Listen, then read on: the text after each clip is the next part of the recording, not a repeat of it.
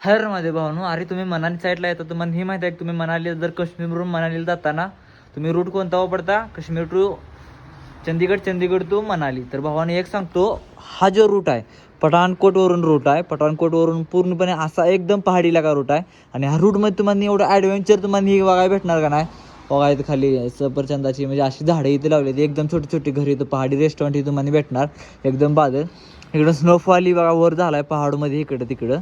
तर लोकांनी काय माहीत नसतं की हां शॉर्टकट आपल्याला व्ह्यू बघायचा असेल, तुम्ही एकदा आहे ना पठाणकोट टू मनाली हायवे एकदा तुम्ही ट्राय करून बघा. एकदम सिंगल लेन हायवे आहे आणि पूर्णपणे एवढा आनंदी हायवे आहे नाही, पूर्णपणे असा एकदम सुंदर नजारा तुम्हाला.